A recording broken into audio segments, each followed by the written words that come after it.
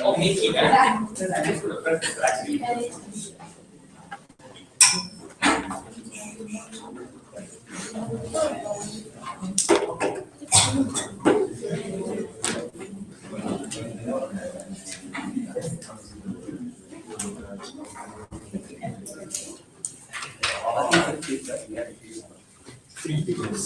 Nice shirt, buddy. Thank you very much. Very happy. What lies?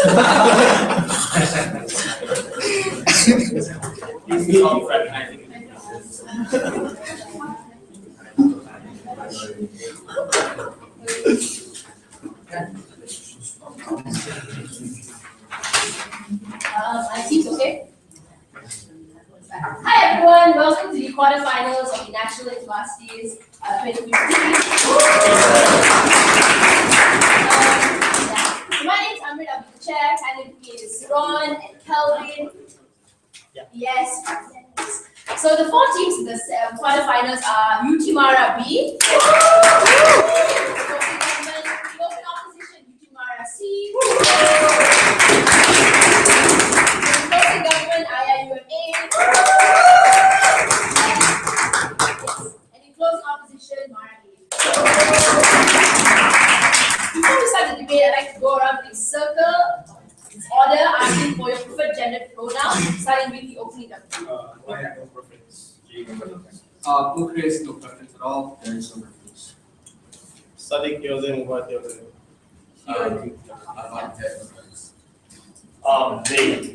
They. Alright, if you'd like to remind the audience, keep their phone on silent, keep your cheering noise minimal, and without further ado, Prime Minister. Here. Madam Chair, this is the world we live in. In a world that is governed by policies and affirmative action, in Malaysia where we're governed by things that like the restriction of the ability for you to access education,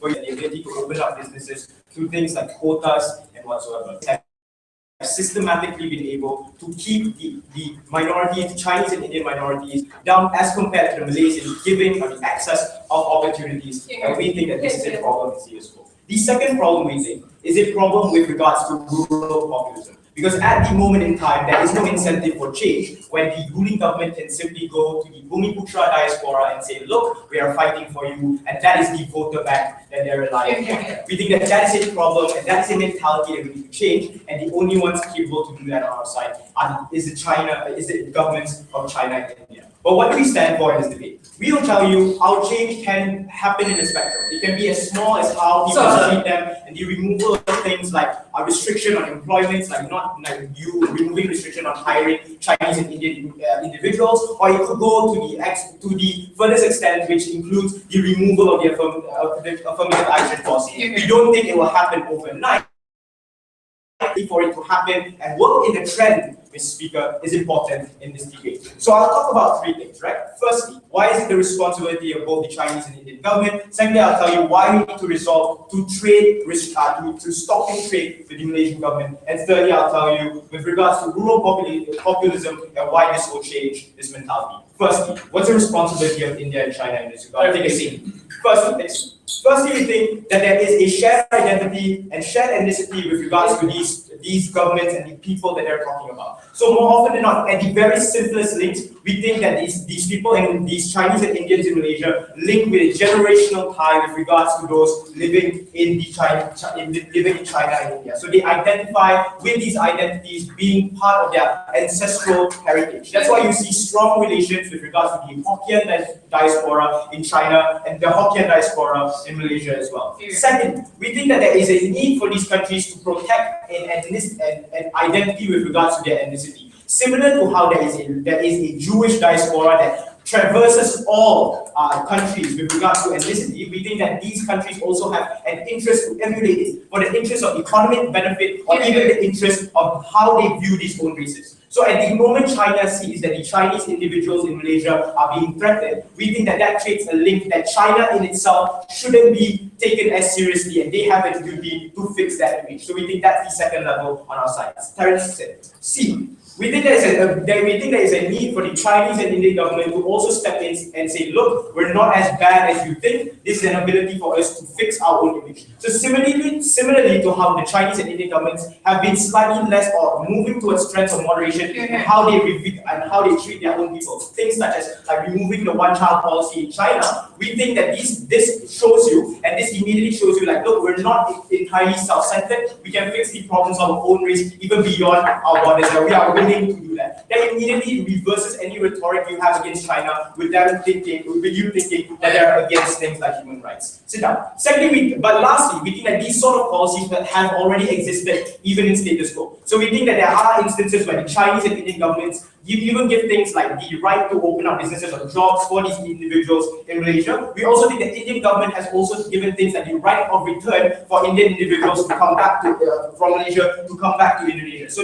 all these policies show that there is an interest of these governments to immediately fix the problem and fix the treatment of these individuals. But the problem with these policies right now is that they are cosmetic changes and they do not change the way in which we view these people. So as long as they're in Malaysia, it doesn't fix the tacit discrimination that we put upon them, but rather result to things like giving them money or just fixing them out of the country. We think that's not enough. You have to fix the root problem. Take a seat. Secondly, why is it important that we stop trade with the Malaysian government? First, we have to analyze how the Malaysian government reacts to things like pressure without there being any force behind that pressure. So when you look at things with regards to the pressure we have with regards to the Sedition Act, or even things with regards to 1MDB, there's always an interest in the Malaysian government to put up a moral front by saying, look, we are looking into that, but not necessarily dealing with these problems as soon as they get back into the country. So there is no external pressure from these sort of countries to enforce those sort of promises that Malaysia makes. But why is there an incentive in this instance to deal with it, right? Firstly, we think that the Chinese and Indian economies are the fastest growing economies, and they have the geographical proximity with Malaysia in order to help their trade as well. So Malaysia relies on these countries because they are the biggest markets. There's more demand for goods. There are niche markets that Malaysia tries to harp on in these countries, which is problematic because there are also competitive markets like Thailand and Vietnam, who China and India can immediately resort to the moment they don't listen, the moment Malaysia backs up. So this is why China is Malaysia's biggest Asian trading partner, and this shows you that we need them more than they need us.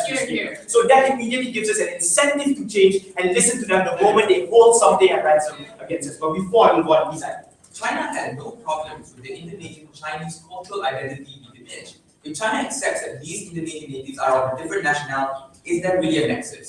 Look, I don't think that they didn't have a problem with it. It was something that was a large outcry. But even then, that's in the past. Right now, we're fighting for a new Chinese government who's trying to moderate themselves. You can't debate in that era. But lastly, we think there's a need for diversification with regards to the Malaysian economy in dealing with things with like Chinese and Indian goods. So from China, we get things like goods, like cheap goods, and be able to market them in Malaysia as well because we have such a huge demand for them. But with regards to India, we have things like skilled laborers or even laborers in itself that we need in order to sustain our economy. So we think that there is a link there that will make us listen to these governments. But lastly, with regards to rural populism, because I'm going to say that the trends of moderation have existed in Malaysia, but there is it's hard to justify to the rural populace why we need to moderate because it's conflated with things like race and identity, and with regards to them threatening our position in Malaysia. The economic level, the economic justification that we provides an objective metric in which we can assess and immediately deal with the fact that, look, if you don't start treating these people right, our economy is going to suffer and you are going to suffer as a result. We think that setting that objective metric is the first step which happens because it is a metric that everyone can relate to, it's a metric that everyone can side with. I have never been proud of the fight for all my brothers in Malaysia. Thank you very much, Prime Minister. So the opening part of the opposition phase, I'd like to invite the leader of opposition.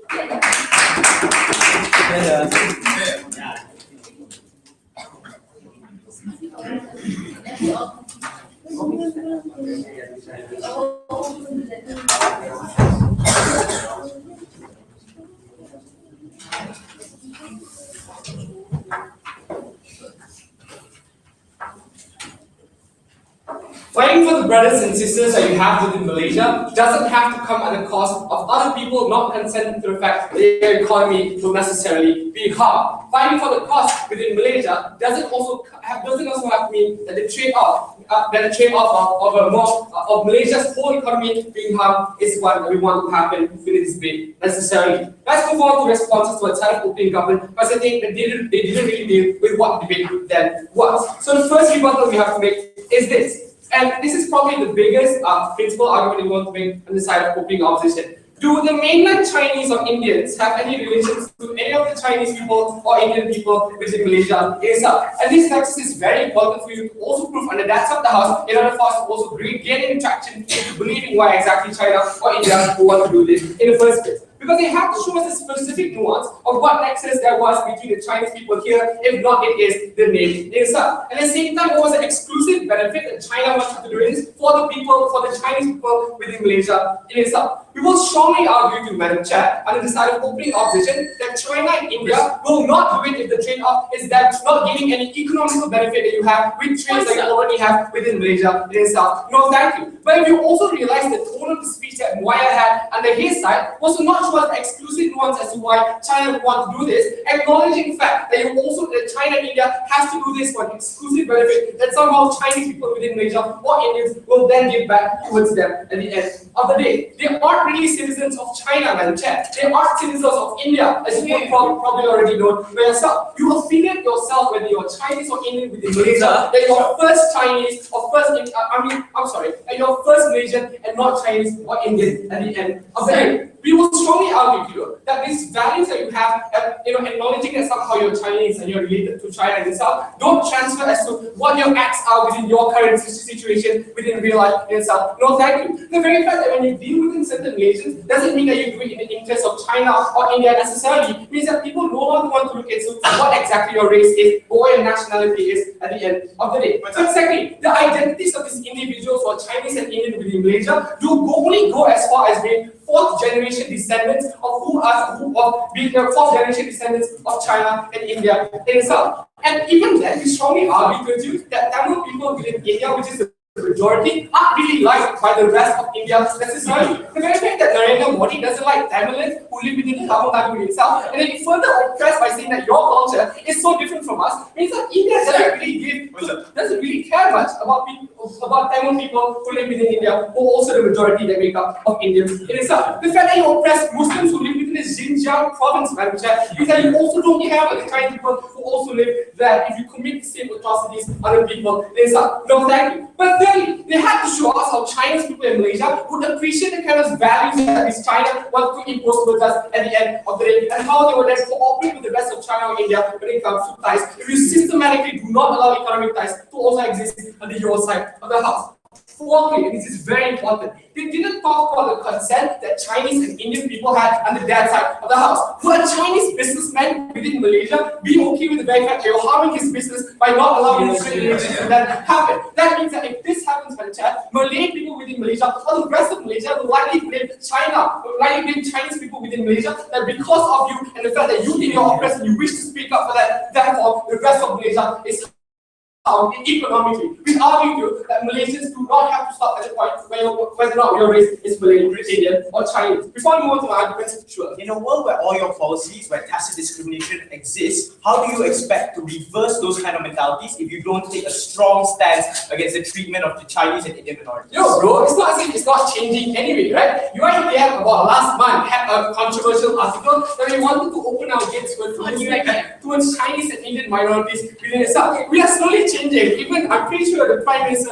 already knows how important it is for you to slowly dismantle policies necessary. Obviously, Malaysia will move towards a more progressive one. It doesn't really have to happen at the cost of China imposing this towards you. God damn, China, you're not the president, you're not the Prime Minister of Malaysia. The burden that comes from China's opening opposition is pretty simple. I will show you two things. That firstly, it is not within the interest of China and India to then propose this. And secondly, Madam Chair, it will also harm Malaysia's economy. Why is it that? But our stance is then to show you why you shouldn't then suspend the trade relations if you are China or India. So let's move on to more arguments, right? First, we also tell you that China has always been very non-interventionist when they also deal with other businesses within the country.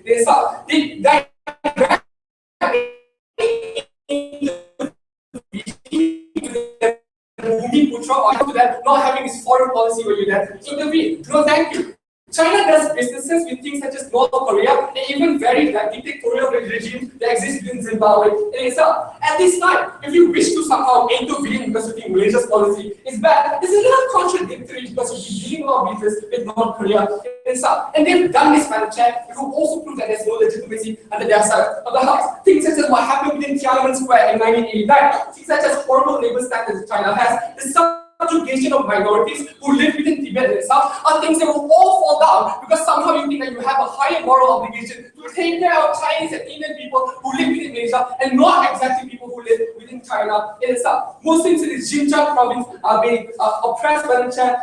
There's a horrible standard of the caste system within India to ignore and pretend like it doesn't exist. All of these things still exist within India in itself, and you're not fixing it within your current country. We don't think you have a moral obligation for people who live within Malaysia. The conclusion is simple. That you criticize, it makes Malaysia and it makes India and China more hypocritical for what they've done to the past. And secondly, you give political ammo for other countries to also attack you and then give other economies because you're doing this at the same time to your own people. But we also argue that China is Malaysia's biggest trading partner. But the problem is they never really told us a trade-off. What would happen if you then just allow China to then trade with Malaysia itself? What we then argue? Because if you were to harm the economy within Malaysia itself, that means that Chinese people and Indian people who normally use their businesses as a form of their own expression because they don't have that much rights within Malaysia will systematically be harmed the most. That means that the people you wish to protect are the people that is targeted the most. But why exactly? Because when these people have businesses, they are then targeted by your policies and how their economy itself. Malay and Chinese businesses and Indian businesses are then first targeted because they wish to trade with China and India itself. And it's kind of true. Chinese people in Malaysia kind of somehow wish that they could trade with Chinese people within China even more. But the problem is that when you already shut that option down, Madam Chair, these people can no longer communicate and express themselves in an economic way where they've necessarily done before. Just because Malay people within Malaysia have somehow had an economic advantage, Madam Chair, it doesn't really mean, you don't really need to impose a disadvantage. We are very proud to oppose. Thank you very much, Leader of Opposition, to continue the government case. I invite the Deputy Prime Minister. Yeah. I'd like to invite the House to keep it quiet.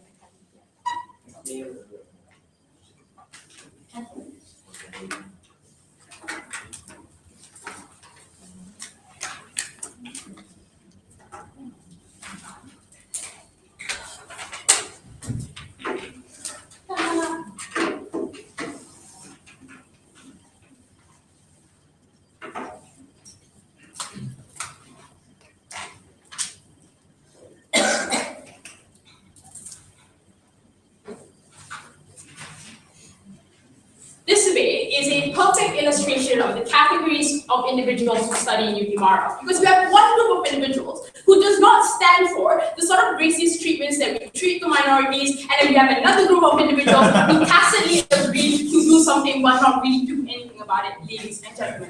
Because there's two parts to this debate, right? The first of which is, why should India and China do this, and what are the incentives that we can create? And the second part is, how do we best inculcate change in Malaysia? If you listen to the entirety of Mukherjee's speech, his part in this debate was about why India and China shouldn't do it because they're bad in it of itself, but we don't see there was an objective reaction to how then we best inculcate change within our paradigm, ladies and gentlemen. Yeah. They say that you need to ensure trade relations exist, but does not tell us how that translates to the sort of changes that exist. Dismissing the entirety of Moyet's speech about a sort of powerful rhetoric that is utilized by the state in terms of engaging with the rural population, as well as bilateral catalysts to create change in terms of how we treat minority, ladies and gentlemen. Before I move on to my speech in dealing with these two issues, I'm going to be responding to a few points of material. Because the only thing that Mukherjee had his hat on in this debate is that there is no nexus between India and China. No, thank you. Dismissing the fact that we told you very clearly in Moyet's speech that there is a shared ethnic identity that is shared across individuals who are Indian and Chinese that transcends beyond the borders of your country and beyond nationality, ladies and gentlemen.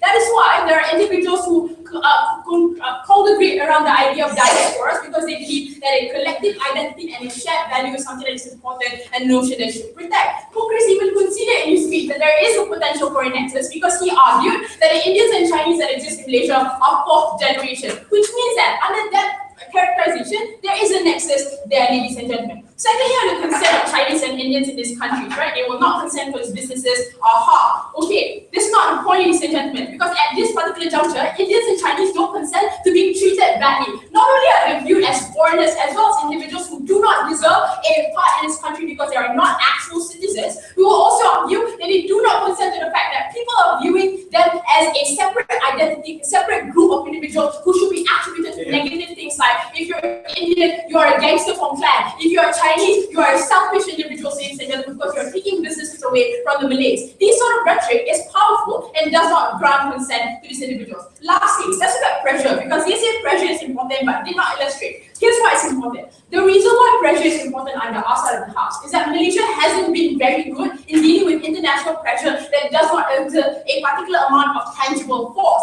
When you're talking about Malaysia taking upon tokenistic measures in dealing with things like criticism, like the Prime Minister went to the United Nations General Assembly and said, yes, we will repeal things like the Sedition Act, but backing up on it at the point in which he was able to win the rural vote. Things like the BDS movements against Israel, but still being able to ensure things like McDonald's is flourishing, as well as still wanting to trade with Israel, ladies and gentlemen. We needed, even when a person came out and says that a person in this country is a national disgrace, that wasn't considered enough force in order to want to create change, ladies and gentlemen. Lastly, we will contest that India, as well as China, is moving towards a trend of moderation because they want to ensure that the way in which the international community perceives them is of a like and no. Might give you an example in your speech, I'll add more. In India, the Al-Anwar Party, an anti-corruption as well as an anti-caste party, was able to win an election in Delhi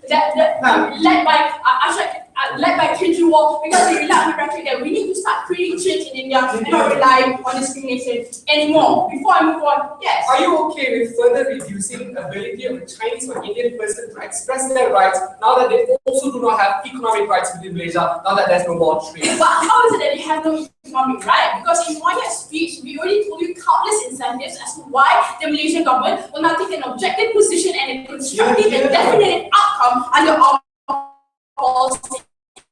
This is why Moya's speech was discussed, ladies and gentlemen. The relation between Malaysia and China and India is extremely important, and why they will take a position is that these are the fastest growing economies as well as the geo-proximate economies that are closest to us, right? This is a market that Malaysia very much wants to penetrate and still penetrates at this day because it's a large market that they're able to capitalize on the fact that the sort of goods that you're selling in China and India are cheap, as well as making it economically sustainable for you to want to have. We think that this is very important as well. That is why we think that Malaysia will want to react to this particular pressure, because oftentimes the sort of rhetoric that is employed in this country right now is that we don't really care about subjective considerations like immutable characteristics of identities, but we are very happy with protecting things like objective determination of economic standards, ladies and gentlemen. That is why things like the new economic policy was so popular, because they were able to utilize this rhetoric that your economy is the end-all be-all of your country growing up, and then we will consider other things, ladies and gentlemen. That's why this particular economic rhetoric is very important. Lastly, on rural populism and how we humanize this particular context. Let's look at the rhetoric that is used in Malaysia, ladies and gentlemen. Oftentimes, we argue there are categories of different individuals that exist in Malaysia. You have the moderates that are willing to fight for rights, the individuals that are in this room on this side of the house, but you also have a large rural populism that are blocking any ability for us to create meaningful change. How so? We will argue that there's some political willingness with things like politicians as well as people coming forward and saying we need to create change, but there's no ability for them to take an actual position or being able to justify why this change needs to happen, ladies and gentlemen. Because the engagement now becomes a subjective notion of why we need to treat individuals that you may or may not necessarily understand what they are or who they are, versus an objective calculation of our economy may necessarily collapsing under this side of the house. We think that this creates a catalyst to change, because right now you can come forward and argue to the rural populace that we need to start removing things that are policies that are in consideration of immutable characteristics like race, like affirmative action, like allowing the lower income individuals in Malaysia to be able to access things like UT Mara, not at the point in which you are in your masters, but at the point in powerful, and the parallel we provide is like in the United States of America, the reason why the Republican Party has always been able to maintain a strong position in the political framework is because they were able to utilize a powerful rhetoric that we owe a duty to our people over everything else to ensure that our economic structure is a lot better. That's why Malaysia would react in the way in which that we want. Under our worst case scenario, people might get angry at these communities and react out. But at this particular juncture, that is every single scenario, right? The reaction that the Malaysian community has towards the Indian and Chinese is that every little thing can become a triggering point at the point in which we discriminate them and treat them in a bad way. You see this happening in things like Diversity 4.0 when they wanted for clean elections, but it was tagged as being a racist rally, ladies and gentlemen. It's important to know. Within that is trace in humanization in the way in which people view them. Because the objective determination of the economy is that it translates everyone and should not consider a particular group of individuals. Within what this policy does is tell people that we need to start making a change the way we treat individuals to ensure that our economic benefit translates to everyone. I've never been proud of the force. Alright, thanks very much, Deputy Prime Minister. To conclude the opening half of the debate and the opening opposition case, Deputy Leader of Opposition.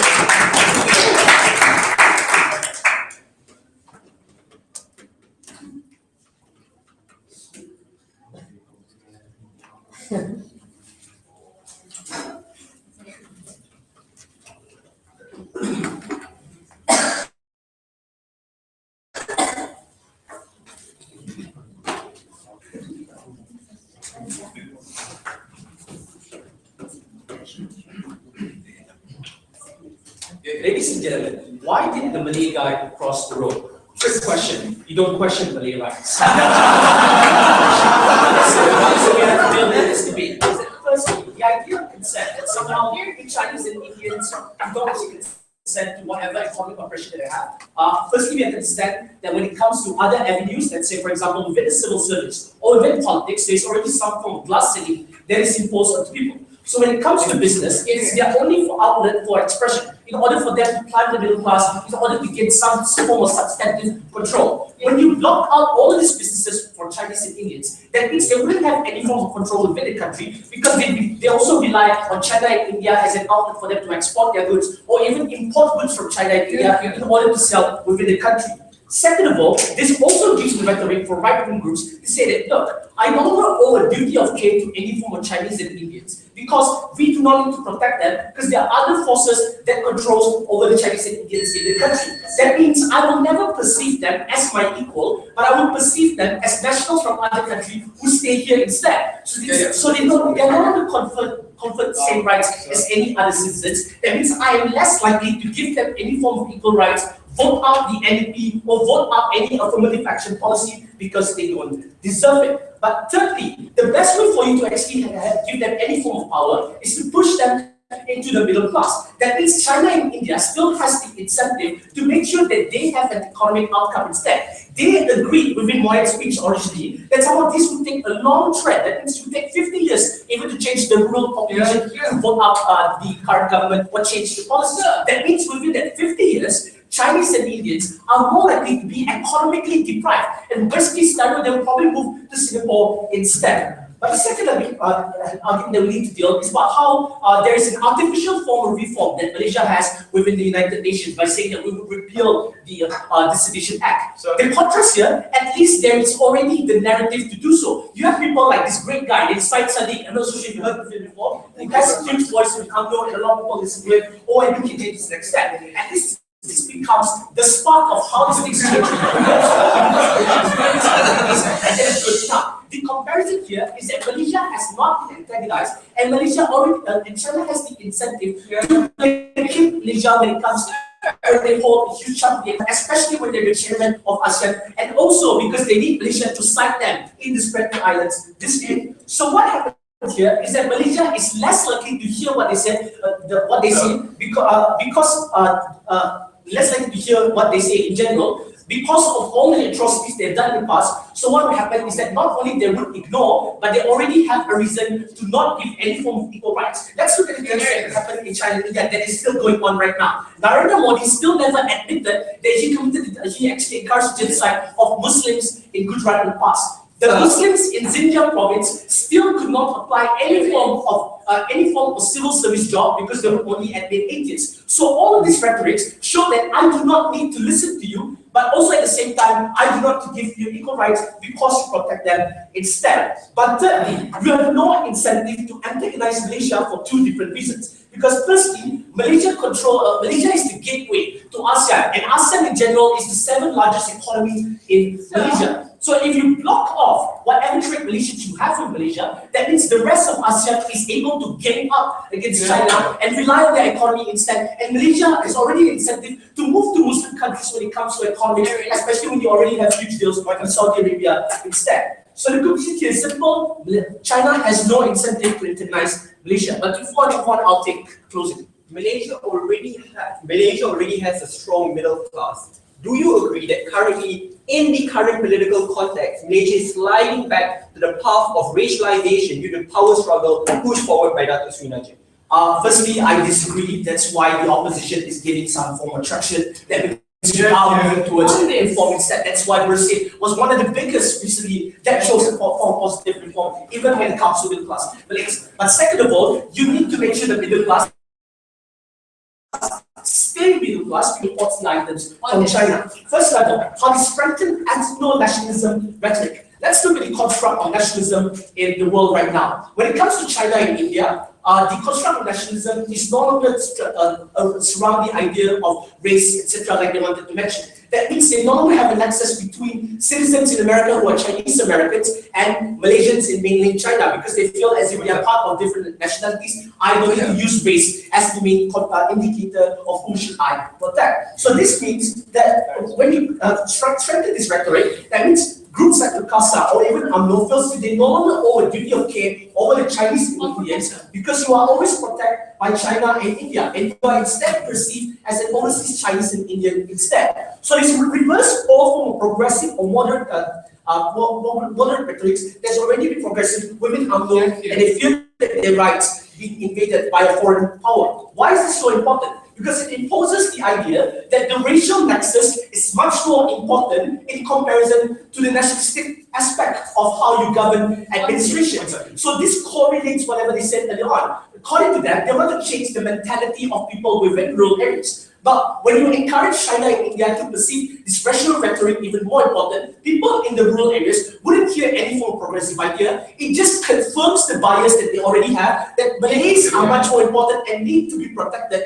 because my elections no longer matter. Chinese and Indians in Malaysia are being coerced by China and India to vote in favor what they perceive as the Chinese or Indian threat that invades whatever policies that they have within the country itself. So that the conclusion here is simple, is that firstly, when you impose this racial rhetoric, that means you're more likely to see things through racial lens in comparison. That means you're more likely to help a Malay person instead, rather than seeing the tie that we have is more nationalistic and to do so. And in fact, the progressive nature or the progressive rhetoric has already been moving towards that by seeing how certain rural areas are also voting in favor of a more government that perceives things through a nationalistic lens instead. A great example is that some parts of Sarawak already vote DAP, even though they may be rural areas. So they no longer see this kind of racial connection between they themselves and the PDP. A great example is Sarangkit, and you should worry about that also, Sadiq, coming next state election. But here's the conclusion at the end of the day is that when you force this kind of rhetoric, that means race would always matter over whatever nationalistic ideas we have when it comes to nationalism. Vote for all because we still care of what progressive reforms that we're pushing, and that is the best way to get through. Thank you very much. I have leader of opposition to start the closing half of today. I will invite the member.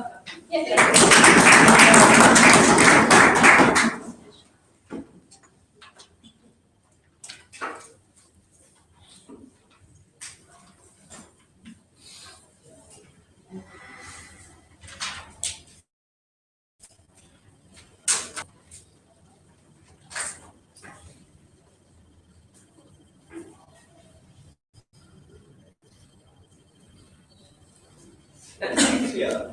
What is the most important burden of this of their race?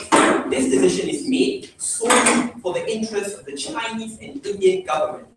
Therefore, whichever side can show that their policy serves the interests of Chinese and Indian nationals will win this debate. With that, I have three extensions to tell you. Firstly, while the Chinese and Indian government have a unique responsibility to protect Chinese and Indian nationals, not based on past historical ties, but current ties which still exist to begin with. Secondly, I'm going to show you the context in which Malaysia is going through, a unique context in which we're sliding back to racialization, and all the progress which open opposition has told us will be retracted the point in which we stay to status quo. And thirdly, I will contend, due to the contemporary political realities, we're not looking at a very long, prolonged sanction. Instead, we're looking at a very, very short, quick sanction which will work, which will not harm about Chinese citizens and Malaysian ties and all the ASEAN ties which we'll talk about. Instead, will provide long-term economic sustenance for the global community. No. First, why does their policy specifically harm current Chinese and Indian nationals? Let's be clear. Let's look at the current example when Ambassador Liu of China came up. When he was corrected, he specifically said that his statement was directed to protect Chinese and Indian nationals, not only Malaysian Chinese and Indians. That was the second statement which he made. So how will Chinese and Indians' rights, Indians and nationals will be harmed through their policy? Three ways. First, due to the blanket generalization associated and ascribed to race. The point at which the Malaysian government continuously ascribes the characterization that Chinese and Indian as a race devoid of nationality are leeches, are liars, lawyers who are Indians will find ways to justify their way out, means that that description of negative characteristics will not only lie in Malaysian Indians, but will also extend to Chinese businessmen in China, Indian businessmen under Narendra Modi. This blanket generalization not only harms Malaysians, but all Chinese and Indians across the world based on the nationality of their race. We think that's particularly unique. Secondly, because of aesthetics, it is hard to decouple who's actually a genuine Malaysian Chinese or a Chinese national to begin with. So in a situation in which discrimination is very big in Malaysia, in which you can easily call a person a pendatang or discriminate person, etc., our failure to decouple whether you are Malaysian Chinese or a Chinese national means that discrimination targeted by Malaysia happens across the board, ladies and gentlemen, in an indiscriminate manner, which means that bad treatment also impacts Chinese national devoid of the nationality type rate. But thirdly and finally, China, especially in the 21st century, look in Johor, has invested billions and billions of dollars in current business interests. So, as I'm going to prove later in the context, the point which Malaysia slides down towards a racialized scale, which often breeds a precursor to racial conflicts, ladies and gentlemen, means there's a massive disincentive, there's a massive incentive for China to preempt any kind, to ensure that, to prevent any possibility of racial sparks and racial, because of billions of dollars in investments which it has done in Malaysia. No. So with that, we think the responsibility is unique based on contemporary context. Second question needs to be, let's look at whether Malaysia is sliding back or not. There were two unique points brought up in opening observation. One, they said now this will buttress the rhetoric that Malaysian and Indian Chinese have a second home, so the identity of the pendatang will be buttressed. Secondly, their business will also be harmed as well. Let's look at two responses. One, the context today is that Malaysia is sliding back for a couple of reasons. Because Dato Sri Najib, the Prime Minister of Malaysia, is going through a power struggle, the easiest way for him to buttress his power is to cling on to the racial rhetoric which he has to begin with, ladies and gentlemen. That's why all the gains which we got in GE13 can be retracted, ladies and gentlemen. What are we looking at? Currently, lines are being drawn, new lines. If you look at the current appeal court decision, you can ask Lim Wei Shan about that. Also, previously, ladies and gentlemen, political parties can register voters, but currently political parties cannot do so. Local democratic channels currently are being infringed on a lot more. MACC in 2009 was more independent than where it is today. EC 2009 was more independent than where it is today, which means the context has shifted. Notice how the current budget has allocated a lot more money towards Bumi Putras, ladies and gentlemen. Notice how Najib has chose Silat, and there's a reason, and really you know what's the reason behind it. Especially in those universe where the individuals who subscribe to Silat will protect Malay dignity, even if it means going to war. That is the context which we are looking in this debate, which was sliding back to a path of racialization. No. Secondly, ladies and gentlemen, they said, oh, but now this rhetoric of national unity will be lost because it will be co-opted by China and India. No. This rhetoric of national unity has started up from a bottom-up approach. It started up since 2008. China and India, a new actor who's following that wave. They're not creating that wave, ladies and gentlemen. Similarly, however, during the Bosnian intervention in 1994, Bosnians were already fighting for it. When NATO came in, it wasn't seen as a Western intervention. Instead, it was seen as a local ground-up intervention, ladies and gentlemen, because it has been there for a very long time. Conclusion here, ladies and gentlemen, under status quo, they're already seen as Pendata, we need to arrest that can divide to begin with. Okay. Now, why would I listen to your moral imposition when your human rights declarations happen on a bigger scale, especially when it comes to Muslims in Xinjiang? International relations is very hypocritical. Look at the US, look at China and Africa. The conclusion of this debate is what serves their interest at that point in time. I know that sounds bad, but that's the reality.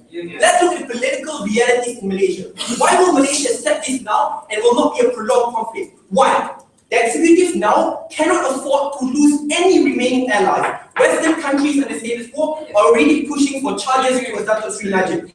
Asset freezes happening in UK, US, and Switzerland. You must have these allies. Secondly, Chinese and Indian interests are largely inbuilt with the Malaysian royalty and UMNO Putras. Billions of dollars are tied to the dual royalty, which means that any kind of cut will specifically impact the elites at the top. Therefore, the elites at the top will more likely revolt if anything is not to be done. But thirdly, Malaysians like you and me cannot afford to take any more economic shocks. We suffer from the GST, increase in toll prices. So what does that mean? What does this mean? It means we can no longer take any more shocks. We will not blame this on the Chinese and Indians because all the kind of problems we've been facing now have been laid upon the Malaysian government, which means we are more likely to follow the wave in which the description of blame will go to the Malaysian government and not go towards the Chinese and Indians on the ground. What's the conclusion here? The sanctions which we're looking at will not be a prolonged sanction, or be a short sanction which will work, which will fix a problem which is made worse under the context which you are living in.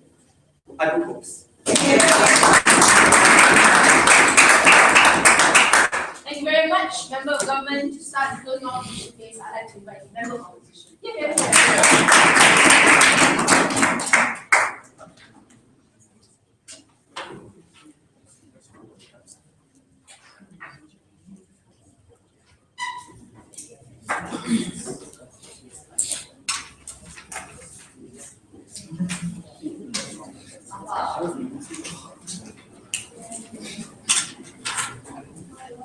Yeah.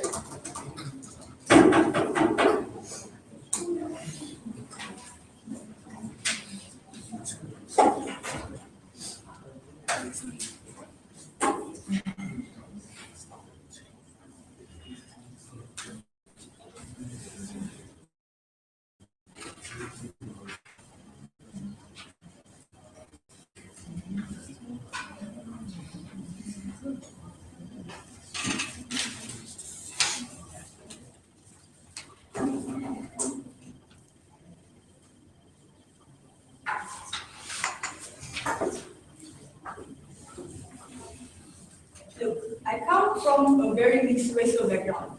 Kuching, Sarawak, very peaceful suburban city, and I went to the Anglican school. It was so mixed in racial diversity. We didn't just have Chinese and Indians, we had other races as well. Dayak, Kadazan, Iban, whatnot. Alison Jong at the back there was a good friend of mine during my high school. So don't for a second think that I don't care about my Chinese and Indian brothers, because that right there, that sister at the back there, I care about her a lot. So we believe that under side government, you are risking the progression and trend of moderation and ongoing organic change under in status quo. Why? Because we believe that people are more really, it's easy for people to retaliate to this implementation of policy rather than go with your side. So before I go on, CIO will further tell you why the idea of racial supremacy becomes the core of nationalism for certain races, and also how Malaysia would it's easier for the Malaysian government to rally international community support from the international community in your side. So before I go on, right-wing groups like the CASA is able to wield a powerful rhetoric with the rural populism that Malay rights come at anyone else's rights. If not an objective economic threat, how do you then break this rhetoric given that there was no alternative provided? This year I was given by Maya about how do we deal with such discrimination that's ongoing. We believe that there are already trends of moderation ongoing trends of moderation already in status quo, which was what O briefly talked about. But here, we believe that at least now we have more moderate politicians than ever and more moderate political parties that did not exist years back. Like in UMNO, we even have Hari Jamaluddin who will come in justice finals, and also we have Nasir Shukri. Is that right, Sadiq? Even if a lot of moderate political parties tend to be opposition political parties, because they are now gaining popularity. They even won popularity in the last election. That's why we believe the ongoing organic change right now will be stronger than ever in the future. But your side is harming that when China and India counter harm and Malaysia and whatnot. Because that's what people believe. So that's what people believe in Malaysia. So before I go, another response is for member of GAL. Like how we said, the targeted discrimination impacts mainland China and India, in mainland China and India, mainland Chinese and Indian people as well, because they come here as tourists, but people have this like people will homogenize them as Indians anyway. But we believe that even so, we believe that China does not really care about the tourists and expats anyway. Like these expats who travel outside of China and work somewhere else contributes to mainland China's brain drain and whatnot. So why would they believe it? Why would they even care about this in the first place? But since we have biofiat debate this motion biofiat, we'll tell you how on their side it's the moderation is further justice on their side. So okay, thirdly, on the legitimacy of China and India, and this came in PM. Sorry, I'm going about this very haphazardly, but when Moya said that there are trends of moderation in China and this is how they want to build and repair their image, we believe that China should these new trends of moderation, but domestically only, because these are very new trends of moderation, very new policies. Because they should focus more on themselves first. For example, US, who is now not as problematic than they were before, now can afford to have interest to forward social development. People actually believe that they do have interest, and then people see them as a legitimate body to do so, because they're not as screwed up as China and India. Sure, I might be hypothetical, but at least we know that some countries are more legitimate than others, and those are the countries that should forward social development in other countries. Yeah. Alright, going to my extension, how racial supremacy becomes the core of nationalism among certain races. Firstly, you believe that, establish that the rhetorics become stronger.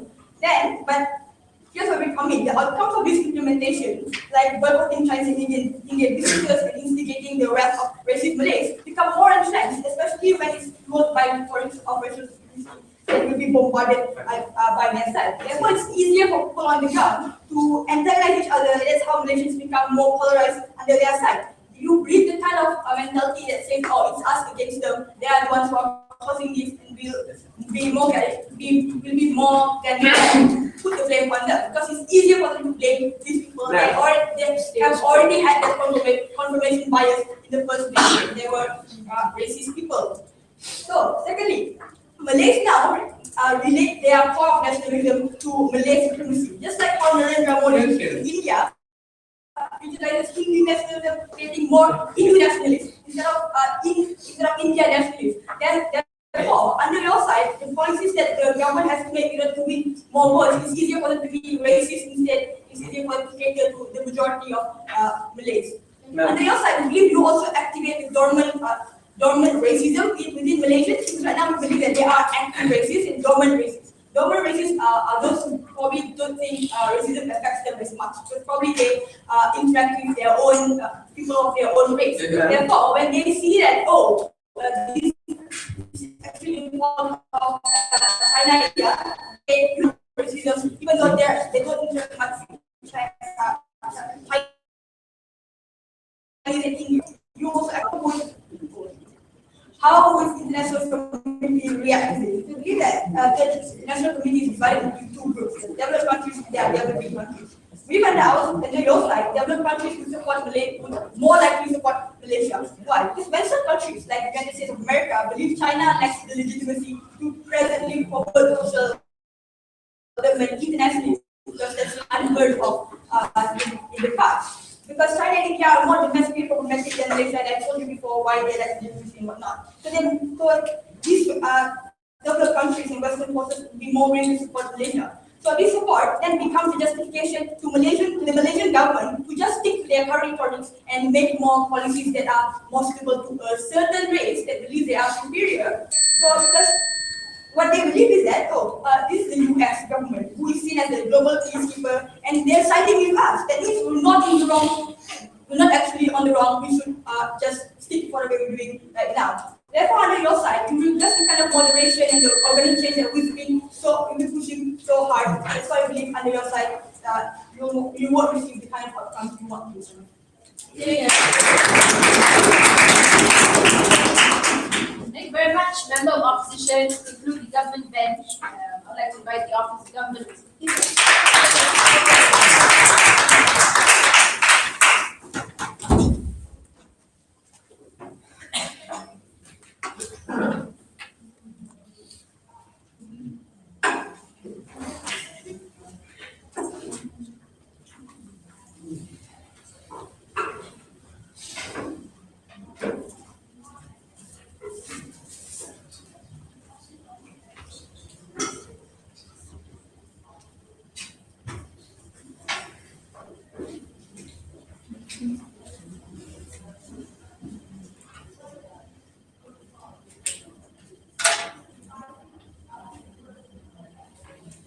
It is easy to study in public universities and claim that some change is happening outside, sit in positions of privilege and look at tokenistic things that have happened and say that minorities have progressed. Even if they have, it's simply not been fast enough. And we don't think you can claim that for the past 40 years, magical amounts of transformation has happened in the racial equality in this country. I'll talk about a few things. First, let's talk about the incentives of India and China to act, why we think the government does that best. Second, the characterization and how do we think Malaysia would react to the perception of changes. So first, in terms of how India and China should act, right? So first, these guys are like, oh, but they treat Muslims and Tibetans differently. I don't think that's quite relevant, right? Because this debate is about how should they act. Yeah, we have perfectly fine with suggesting they should treat those people better too. But the thing is, like in terms of like how should they act, we think the reality is this: almost half the world's population belongs to China and India. They are heavily reliant on people who go outside and often give remittances back home. They are heavily reliant on the export markets that exist for China and India. They are also heavily reliant on fighting racism against their races in order to one day be able to dominate the world political order against the white man that exists in the United States. All of those things are extremely for these countries. Which is the same reasons why China went and pushed for Asian Americans quotas, for example, in the United States universities. Because the thing is, when you discriminate and when you look at an Indian person in Malaysia and think that's a possible mugger, that is a racial bias that goes on national Indians who are then also out. Those are racial stereotypes that happen on individuals. Those are harms that are perpetuated on a global scale, ladies and gentlemen. And therefore, we think China should have a global effort, and India should have a global effort in protecting its diaspora, regardless of the color of their passport. Because eventually, it's not the color of their passport that determines how they're treated, but the color of their skin. We think that is why, ladies and gentlemen, they should go ahead and fight that. Like this, having very conclusively proven that, you must also understand, right? This also affects, for example, contractors of Chinese companies going outside, but they're not trying to do deals. In America, for example, the Chinese salesman who sells remittances back home and have money back home because he's able to sell some stuff in the United States, Texas, Malaysia, wherever. These are people, ladies and gentlemen, who are also, based on how they're perceived, it affects their ability to gain money. It affects their ability to send money back home. It affects even, for example, diplomats when they're perceived very differently. For example, they're not given credibility because you're Indian. Like, I'm not sure whether you know what to say or not. Those are things that affect China and Russia, China and India ultimately. Right? So moving on. In terms of whether or not I prove that, characterizations, right? These guys are like, oh, but guys, remember Bercy happened, right? The Red Rally also happened, right? The Red Rally, the Red Rally was able to get almost as many people, if not more, than the Bercy Rally in its first year, right? As opposed to Bercy's 4.0 or 5.0, whatever it was. But also, they said like, but we need the middle class to fight it. Middle class has been rising in Malaysia, and a substantial portion of it has been there, but racialization has also been metastasized in the society now. We will also argue, and these are nuances that we gave that they never responded to. Najib's reliance on these kinds of things to deflect accountability has racialized Malaysian politics more. We've also told you that your policy has been tried for so long, and yet the any changes that you've pointed to have been so tokenistic that has been there, right? Don't tell me that like a lot of changes happen when Indian kids coming out of SPM don't have access to universities and higher education in public universities simply because of their skin color, right? Also, therefore, right, even if we concede some organic changes happening, you side of the opposition had the burden to prove that it was fast enough for us to have to wait for that change to happen. That there was a possibility of racial equality in this country without any kind of force being given to them. I would think they have miserably failed in that burden. So let's talk about how will Malaysia react. These guys are like, oh, but Chinese businesses will be impacted. Consider sometimes Chinese individuals over here might have some hardships. However, that argument is reliant on being able to show that the harm will exist in the long run, right? That it won't be a short-term thing to begin with. On that, we told you why quick change is likely to happen. Business reliance of Malaysian government, for example, with Chinese companies and Indian companies coming from those kinds of countries. No response. Second, the fact that they don't have allies in the West anymore, the United States is trying to put on charges against them, asset freezes have been there, they need global players on their side, which means they're more likely to say yes to Russia, China and India, right? Thirdly, ladies and gentlemen, we've also told you elites at the top have necessary ties over there. For example, the royalty in Johor has every incentive to push the government to go ahead and accept these changes as quickly as possible. Fourthly, we told you people in politics, for example, Foreign Minister Hishamuddin, that's his name, are also people who have business interests in China and India. These are also people who are likely to go ahead and push for those kinds of changes. The fact you also have an economic reliance means you're running a deficit, you have high GSTs on people, means you can't afford to play the political game of waiting anymore. Unless you are just that desperate on economic terms, right? So we'll argue that the Malaysian government does not have that leeway to be able to fight in that regard. But also ultimately, if for example they're willing to do concessions in the TPP deal, for instance, in terms of like how to support them, we don't think why can't they go ahead and make similar concessions to China and India as well. But finally, we will also argue that even the worst case scenario, UMNO might disappoint some ultra Malays. However, those ultra Malays will not vote for anyone else other than UMNO anyway. So it has value to actually lose by going ahead and supporting some concession. If you agree that UMNO can now easily play the racial card because that's its only way to grip the power, and due to this, why would they then stop playing the racial card if China and India are the ones who started in the first place? No, it will play the racial card on both sides. The difference is, so let's talk about perception now.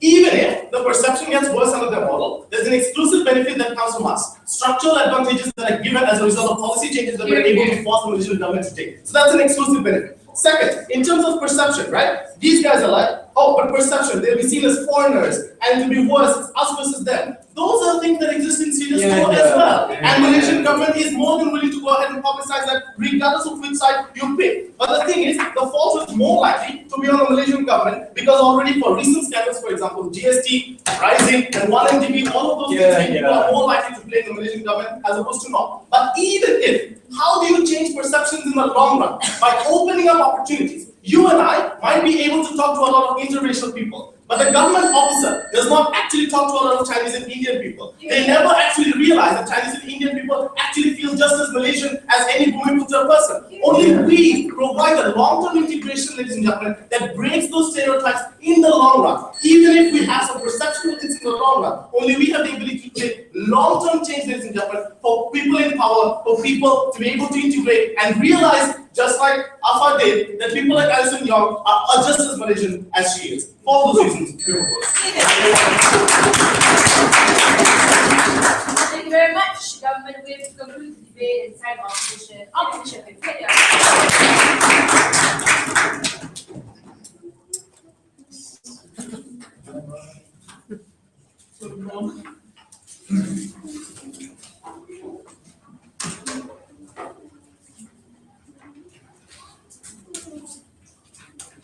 Disclaimer.